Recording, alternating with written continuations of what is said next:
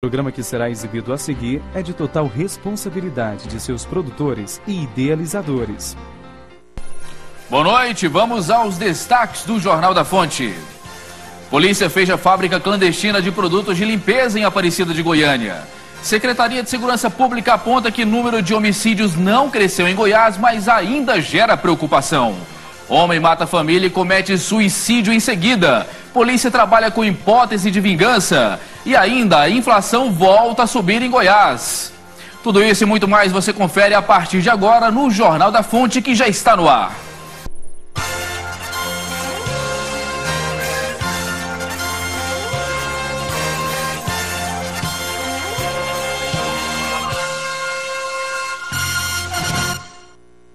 Análise da Secretaria de Segurança Pública de Goiás aponta menor crescimento no número de homicídios em 2013.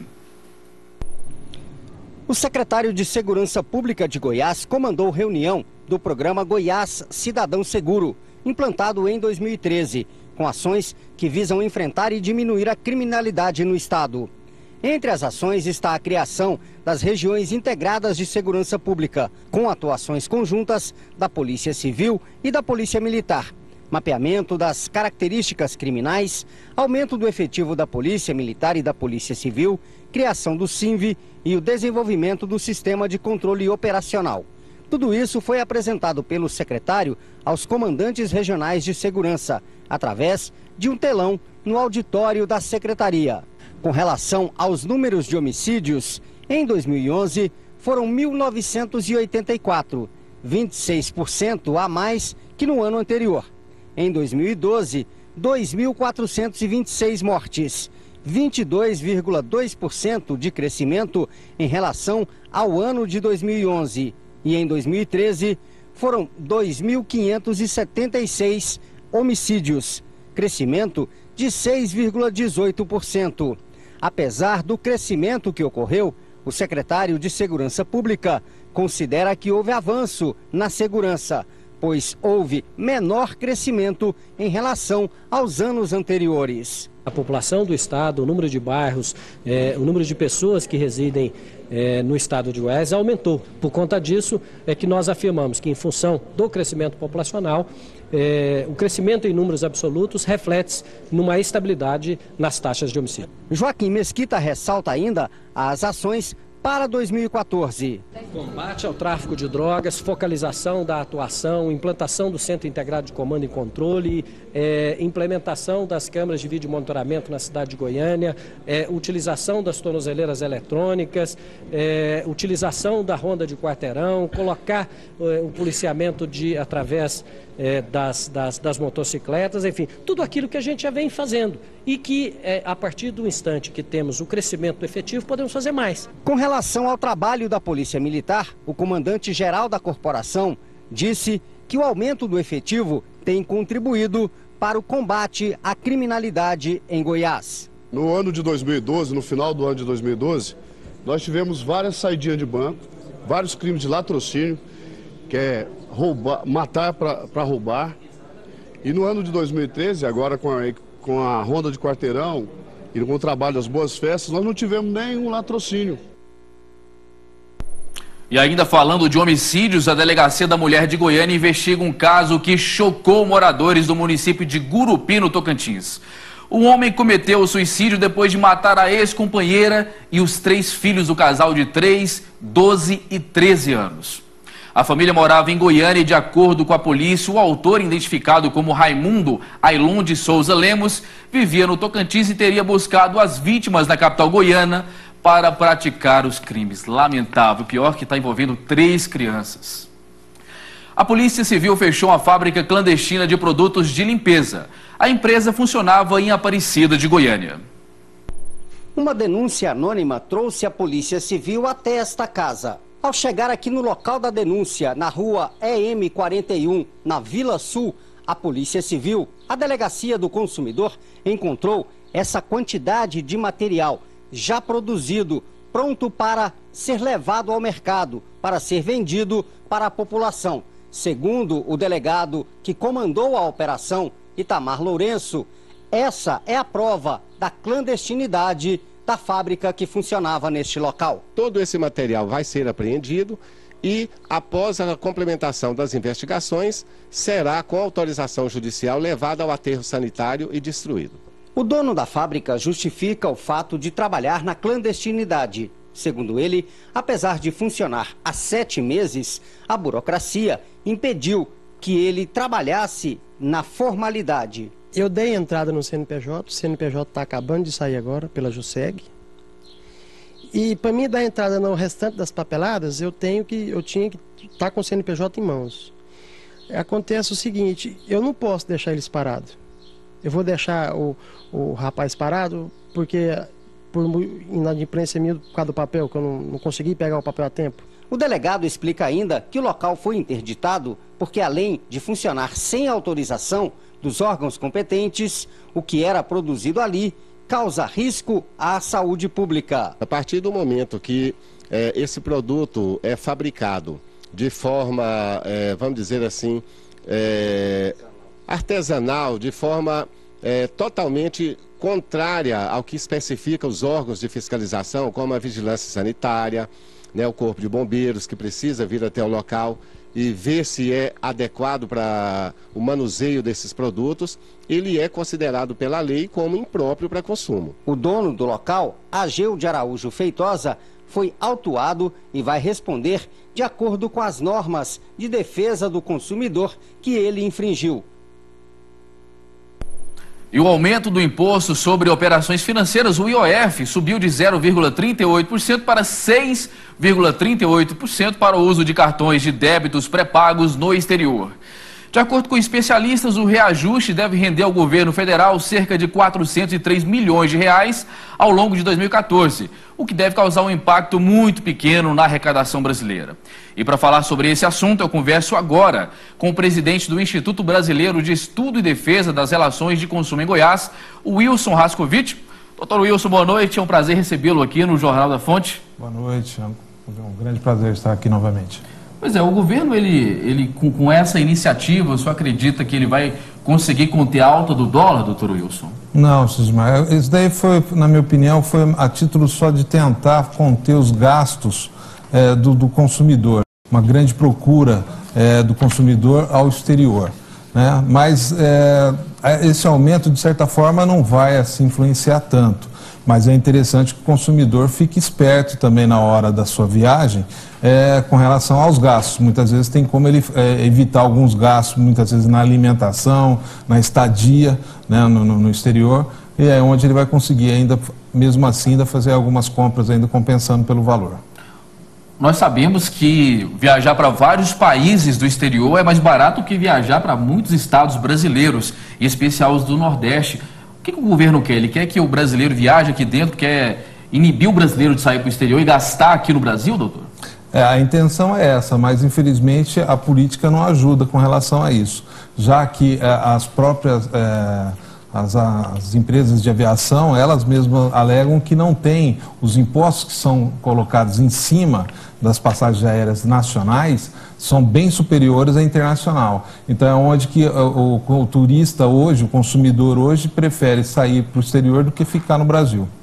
Agora, existe alguma maneira do brasileiro que vai viajar para o exterior fugir dessa cobrança, dessa alta, né? Passou de 500% dessa alta do IOF?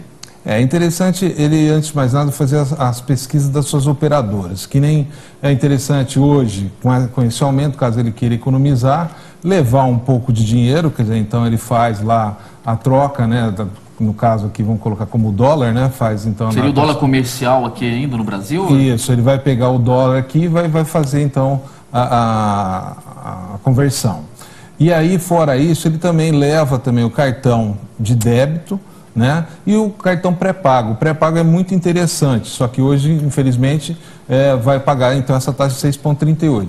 Lembrando que quem já tinha créditos nesse cartão antes do dia 28 de dezembro, a operação ainda fica como 0,38, então ele não perdeu, né? Apenas as próximas recargas desse cartão que vai ser colocado esse 6,38. As alíquotas ou taxas, elas podem variar de acordo com o local para onde o brasileiro vai, dependendo da moeda que vigorar naquele país? Não, nesse caso aí que nem o aumento de 6,38 houve para, as viagens internacionais. Então, a taxa é essa, 6,38. O que vai acontecer muitas vezes na conversão, muitas vezes o brasileiro vai pagar mais, porque muitas vezes o dólar está a 2 e pouco e o euro a 4, 5 e pouco. Então vai depender da moeda na época como vai ser feita a conversão. Agora, dentro do Brasil, quais são os serviços básicos aí que o senhor pode citar para o nosso espectador que são tarifados com esse imposto, com o IOF? O cartão de crédito, cheque especial. Só que é interessante até mencionar o IOF, com relação muitas vezes quando você faz a portabilidade, que muitas vezes hoje a gente atendendo no IBEDEC verifica que o consumidor faz a troca, né, de bancos e muitas vezes o que ele faz? Em vez de ele fazer a portabilidade, quer dizer, pegar um valor da dívida para um banco para o outro, ele não faz isso, ele vai lá, quita e faz um novo empréstimo. Ele fazendo isso vai gerar um novo IOF. Então é onde que é interessante ele fazer a portabilidade no seguinte: eu tenho uma dívida no banco, quero ir para o outro, então ele vai naquele banco, verifica as taxas de juros e fala, ó, eu quero fazer a portabilidade. Aquele banco vai se encarregar em fazer essa portabilidade e aí esse consumidor não vai pagar o IOF. Então é interessante com relação a isso, o consumidor ter conhecimento que ele não precisa pagar IOF aqui no Brasil quando ele vai fazer essa portabilidade. Não pagar uma duplicidade, né, doutor? O que na maioria das vezes está acontecendo. Muito bem, você recebeu dicas aqui sobre o IOF com o presidente do IBEDEC Seccional Goiás, Wilson Rascovitch. Muito obrigado pelos esclarecimentos e ficam as dicas para quem vai viajar para o exterior. Uma boa noite para o senhor. Boa noite a todos. E veja a seguir, inflação volta a crescer na capital. Índice chegou próximo a 6% em 2013. Continue conosco, o Jornal da Fonte volta já.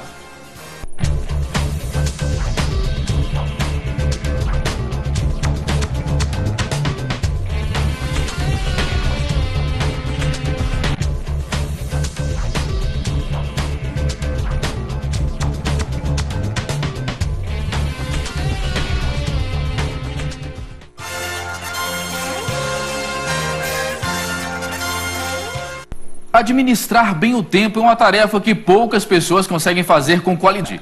E nos dias de hoje, essa habilidade é uma das mais requisitadas pelas empresas. Cuidar de muitas responsabilidades e cumprir os prazos é uma grande vantagem competitiva. A vida urbana e moderna de hoje exige cada vez mais tempo das pessoas. São inúmeros os compromissos no dia a dia e a corrida contra o relógio parece incansável. Para mim, nas férias agora, sobra bastante, né? Eu posso cuidar um pouco de mim, mas quando entra sai das férias e entra, aí o tempo se torna muito precioso. Para Helry, tempo para o lazer acaba se tornando luxo. Chega a faltar tempo para lazer, né? Isso começa a ser um luxo. Falta tempo para várias outras coisas. Em pleno século XXI, tempo para muitas pessoas realmente parece luxo. Olha só o casal Eduardo e Marlene. Para eles, conseguir um tempinho para passear no parque com a família só em momentos especiais. Tem todas aquelas promessas de início de ano, né? Essa com certeza é uma delas. Reservar mais tempo, ter mais tempo para descansar, para respirar. Mas as condições práticas para isso ainda não estão postas. 2014, a prioridade, uma das promessas é mais tempo direcionado à família, mais tempo direcionado ao filho, né? É uma das promessas que eu pretendo cumprir. Ele organiza tudo o que temos que fazer em um dia. Trabalho, escola, família, amigos e lazer.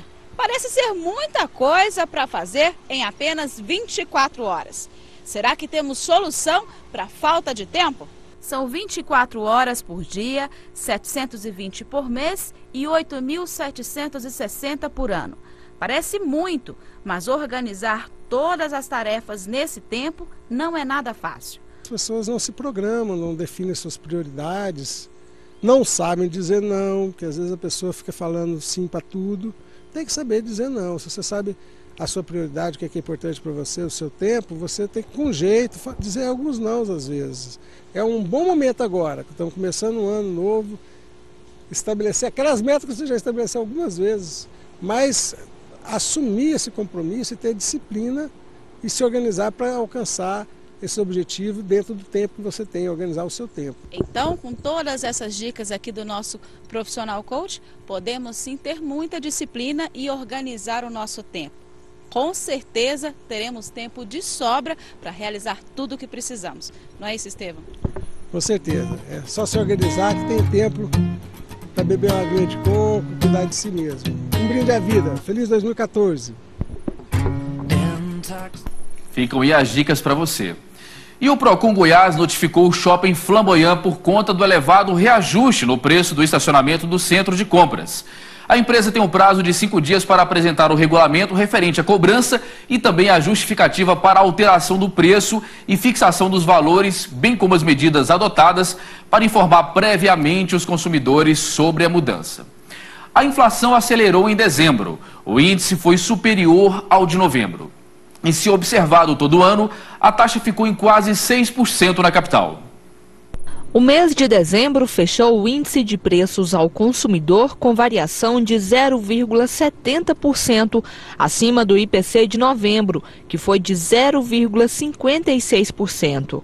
O aumento já era esperado. Os grupos responsáveis pelo crescimento do IPC foram a alimentação por conta da alta demanda natural de fim de ano e das chuvas, além dos transportes, que teve variação de 1,57% e impactaram de forma positiva o índice. O etanol, por exemplo, ficou 10,20% mais alto. O IPC Goiânia fechou o ano de 2013 em 5,93%, abaixo do ano anterior, que foi de 9,63%. Por isso, há motivos para se comemorar.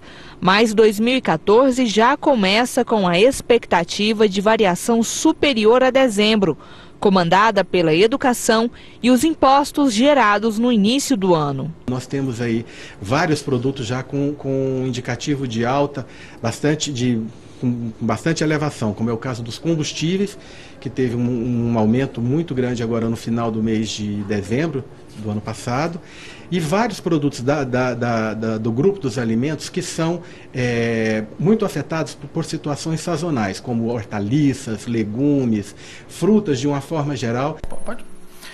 A legislação trabalhista protege, por meio de normas, todo trabalhador que executa suas funções e atividades insalubres ou perigosas, de forma a amenizar o impacto dessas atividades na saúde do trabalhador. Em muitas funções profissionais é inevitável que o trabalhador fique exposto a riscos calculados. E para falar sobre atividade especial insalubre ou periculosa, está conosco o advogado previdenciário Marlos Quisotti. Doutor Marlos, boa noite, seja bem-vindo ao Jornal da Fonte. Boa noite, é um prazer estar aqui, agradeço a oportunidade. Só para o nosso espectador, talvez que não tenha tanta informação quanto a isso, qual que é a diferença da insalubridade para a periculosidade? A insalubridade, Segismar, é uma atividade que o trabalhador desenvolve exposto a agentes nocivos à saúde, físicos, químicos, biológicos, né? Por exemplo, um frentista de posto que atua ali diretamente com combustíveis inflamáveis, ele está exercendo uma atividade insalubre. A periculosidade, um bom exemplo para ilustrar a situação, é um vigia, né? Um vigia armado que exerce suas atividades em um banco. Ele, de uma forma ou de outra, tem uma exposição dele, da vida dele, a um risco, quando exerce aquele tipo de atividade. Então, de maneira bastante didática, essas são as formas que podem ilustrar a diferença entre periculosidade e insalubridade. Agora, a legislação, ela determina, por exemplo, no contrato de trabalho da pessoa, ou não, mas existe alguma coisa, doutor Marlos, que fala sobre, por exemplo, um risco de morte numa atividade? Especificamente sobre o risco de morte, não. A legislação trabalhista ampara o trabalhador remunerando ele de forma especial, né, autorizando aí o pagamento de adicional de insalubridade, periculosidade, dependendo da atividade que o trabalhador exerce. No entanto, uma questão bastante interessante a insalubridade e a periculosidade é no âmbito previdenciário.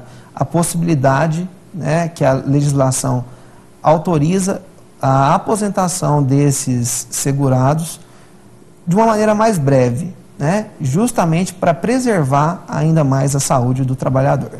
E nesse contexto, o que é a aposentadoria especial? A aposentadoria especial, ela é, como o próprio nome diz, é uma modalidade especial de aposentadoria, onde o segurado, em um tempo resumido, ele consegue a aposentadoria com os mesmos benefícios ou semelhantes aos benefícios de uma aposentadoria por idade. Ou seja, aquele trabalhador que desenvolveu as atividades em condições insalubres, ele pode requerer a aposentadoria dele com 25 anos de contribuição, por exemplo, se ele for um frentista de posto, certo? Imediatamente exposto ao combustível, a inflamáveis, então ele tem essa autorização. Existem outros tipos de aposentadoria especial em que a modalidade é ainda mais resumida. Pode-se conceder o benefício com 20 anos de contribuição, de efetivo exercício de atividades insalubres, ou ainda 15 anos. Né? Então, existem uma graduação de acordo com o nível de insalubridade que o trabalhador está exposto. Quando o senhor fala insalubre, a periculosidade também entraria nessa questão ou só insalubridade mesmo? Eu dou mais ênfase para a insalubridade porque a periculosidade é uma questão ainda muito discutida judicialmente. Né? A legislação previdenciária, ela sofreu várias evoluções ao longo dos anos em que foram modificadas a forma de aposentadoria especial. Por exemplo, antes autorizava a aposentadoria especial por enquadramento profissional. A legislação previdenciária existia no regramento dela uma lista em que aquelas atividades consideradas periculosas autorizavam a concessão da aposentadoria especial. Até 1995, era presumida que aquela atividade, por exemplo, de vigilante, autorizava a aposentadoria especial. Com o passar dos anos, entre 95 e 98, além da atividade exercida, era exigido também que fosse comprovada a efetiva exposição ao risco. E com o passar dos anos, isso foi sofrendo algumas alterações. Hoje, a legislação é clara e ela é expressa quando diz sobre insalubridade.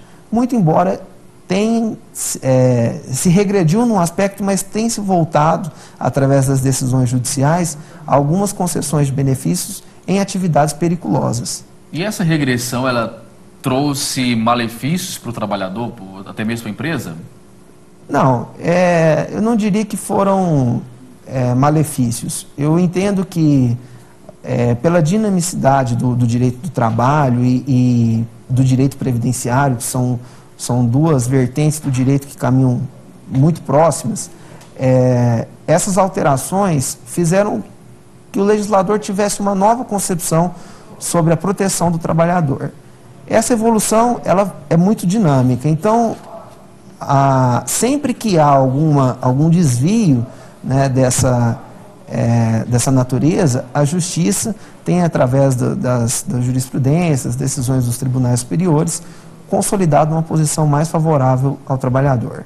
Então, sempre que no âmbito administrativo não for possível a concessão do benefício, é viável que o segurado procure um advogado para saber se ele tem direito ainda a algum tipo de aposentadoria especial. Nós temos poucos segundos, doutor Marlos. É grande o impacto na Previdência para esses tipos de aposentadoria? Não. A Previdência, ela tem um aporte financeiro significativo, né? Seria exigido de nós um outro tempo para discutir sobre a possibilidade de concessão de benefícios, né? Mas eu entendo que é perfeitamente possível e viável, porque a contribuição, inclusive, que esses segurados fazem é diferenciada. Muito bem, esteve conosco aqui no Jornal da Fonte o advogado previdenciário Marlos Chisotti. Doutor Marlos, muito boa noite para o senhor, foi um prazer recebê-lo aqui, tudo de bom. Muito obrigado. E o Jornal da Fonte termina aqui, nós voltamos amanhã. Na sequência você fica com o programa Na Marca do Pênalti. O melhor dessa noite para você e até lá.